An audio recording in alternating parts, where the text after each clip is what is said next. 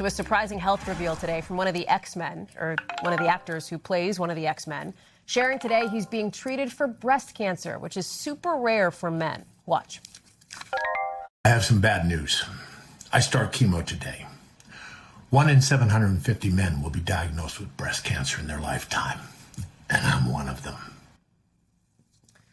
You might recognize him, Tyler Mane. He played Sabretooth in X-Men and Deadpool and Wolverine. He also played Michael Myers in Halloween. Well, Mane says at first he wanted to keep his diagnosis a secret. He says he felt embarrassed.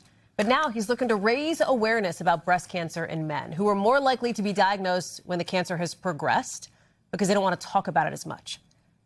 I want to bring in Dr. Akshay Syal, who's joining us now. Real consequences to this, Dr. Akshay, like this idea that, there is, for some men, maybe a degree of shame that they feel about getting breast cancer. They don't want to talk about it. They don't get diagnosed, because of that until they're sort of later on, until it's in advanced stages.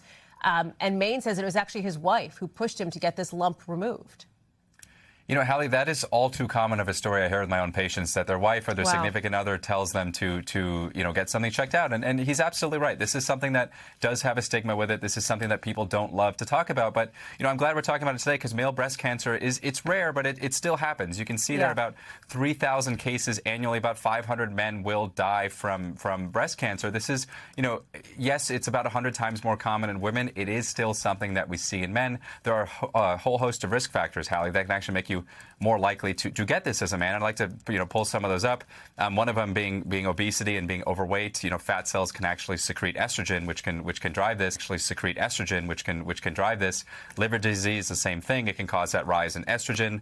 Certain conditions, Hallie, that affect the testicles. Maybe one didn't descend properly. You had one taken out. And finally, radiation treatment. If you had lymphoma maybe in college and you got radiation to the chest, that could make you more likely as well, Hallie. Mane suggested that doctors initially kind of brushed this off. I wonder if you can speak to that, the idea that, talking about it helps not just the patients, but the medical professionals, too. Yeah, absolutely. It's not our first thought if a man comes in and is having some pain in the area. Our first instinct isn't to think breast cancer, and that's kind of why it's good to talk about it, and it raises awareness for both patients and for medical professionals alike.